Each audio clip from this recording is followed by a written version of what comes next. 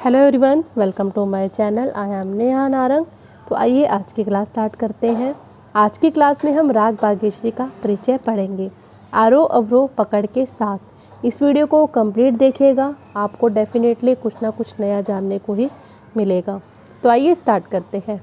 That, ये जो राग है काफ़ी थाट से उत्पन्न राग है। जैसे कि मैं आपको हर बार बताती आई हूँ कि कोई भी राग जो है आपके थाटों से जन्म लेता है। रागों का जो पिता है वो थाट होता है, ठीक है। तो कोई भी राग जब जन्म लेगा तो वो किसी ना किसी थाट से लेता है। आपके कुल 10 थाट हैं, उन 10 थाटों में से एक थाट आपका रहता ही रहता है। कोई राग जो है आपके थाट से ही उत्पन्न होगा, ठीक है। तो राग बागेश्वरी का जो थाट है काफ़ी थाट।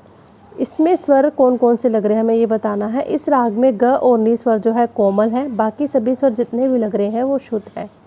अब बात करते हैं वर्जित स्वर की। वर्जित स्वर वो होता है जो राग में प्रयोग नहीं किया जाता। तो इस राग के आरोह में रे और वह प स्वर वर्जित है। अवरोह में सभी स्वरों का प्रयोग होता है, यानी कि आरोह में आपके 2 स्वर वर्जित हैं और अवरोह में 7 स्वरों का प्रयोग है। इसलिए इस राग की जाति जो है ओढ़व संपूर्ण है। ओढ़व का मतलब होता है जब 5 स्वरों का प्रयोग किया जाता है तो ओढ़व, और 7 स्वर का प्रयोग होता है तो संपूर्ण, और 6 स्वर का प्रयोग होता है तो षाढ़व, ठीक है। तो आपके आरोह में 2 स्वर वर्जित है तो ओढ़व आ गया, और अवरोह में 7 स्वर है तो उसके लिए संपूर्ण आ गया। तो ओढ़व संपूर्ण जाति का ये राग है। वादी स्वर ऐसा स्वर होता है जो राग में बार बार प्रयोग किया जाता है, तो इस राग का वादी स्वर है म। संवादी स्वर, इस राग का संवादी स्वर है सा। संवादी स्वर वो होता है जो वादी से कम लेकिन अन्य स्वरों से ज़्यादा प्रयोग किया जाता है। अंग पूर्वांगवादी अंग है, इसका पूर्वांगवादी राग है ये। पूर्वांगवादी सप्तक के पहले भाग में से अगर सारे गा पा में से कोई स्वर वादी है तब आपका पूर्वांग होता है, और मपा धानी सा में से कोई स्वर वादी है तो आपका उत्तरांग होता है। म और प दोनों ऐसे स्वर है जो पूर्वांग में भी आते हैं और उत्तरांग में भी आते हैं। गायन समय, इस राग का गायन समय जो है रात्रि का द्वितीय पहर। रात्रि के दूसरे पहर में ये गाया जाने वाला राग है। रात्रि का दूसरा पहर जो होता है 10 से 1 होता है। प्रकृति गंभीर प्रकृति का राग है। इसमें ध्रुपद, धमार, ख्याल, तराना आदि सभी गाए बजाए जाते हैं। समप्राकृतिक राग, समप्राकृतिक का मतलब होता है जिसकी प्रकृति समान हो, मतलब जो राग मिलता जुलता हो। हमें ये बताना है कि राग बागेश्वरी से मिलता जुलता राग कौन सा है। तो भीम प्लासी ऐसा राग है जो बागेश्वरी से मिलता जुलता है। न्यास के स्वर वो होते हैं जिन स्वरों पर ठहराव किया जाता है। तो सा, मा एवं धा ये ऐसे स्वर हैं जिन स्वरों पर ठहराव किया जाएगा इस राग में। मतभेद है कुछ, इसमें मतभेद है विद्वानों का।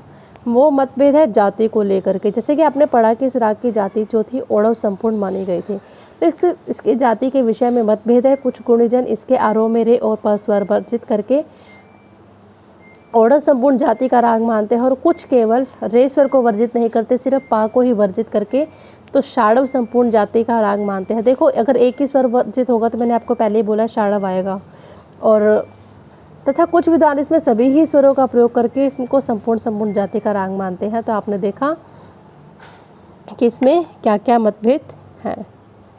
अब जानते हैं कुछ इस राग की विशेषताएं। इस राग के मिश्रण से कई रागों का निर्माण हुआ, जैसे बागेश्वरी, कांडा, बागेश्वरी, पहाड़। इस राग का जो विस्तार है तीनों ही सप्तक में होता है। इस राग के आरोह में रे स्वर वर्जित है, परंतु कुछ गुणीजन इसके आरोह में भी एक विशेष ढंग से ऋषभ का यानी कि रे का जो है प्रयोग करते हैं। आपको पता है कि आरोह में रे और पा स्वर वर्जित है, लेकिन फिर भी कुछ गुणीजन रे स्वर का प्रयोग कर लेते हैं, लेकिन वो विशेष तरीके से करते हैं, जैसे रेगा, मगा, रेसा। इसके आरोह में इस राग में सामा, धामा और धागा स्वर संगति का प्रयोग जो है बार बार किया जाता है। और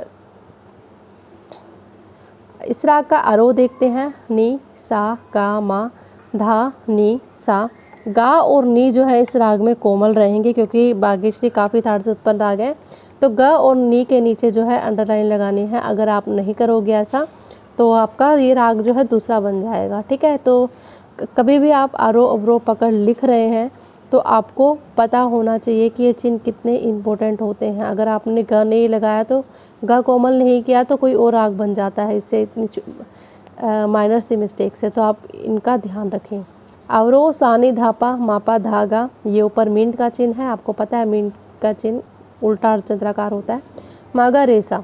पकड़ है धानी, सामा, मापा, धागा, मागा, रेसा। Thank you. आपको मेरा वीडियो कैसा लगा कमेंट करके ज़रूर बताएं, और इसके अलावा इस नोट्स की जो PDF है उसका लिंक जो है आपको डिस्क्रिप्शन बॉक्स में मिल जाएगा। अगर आपने मेरे चैनल को सब्सक्राइब नहीं किया है तो चैनल को भी ज़रूर सब्सक्राइब करें। Thank you.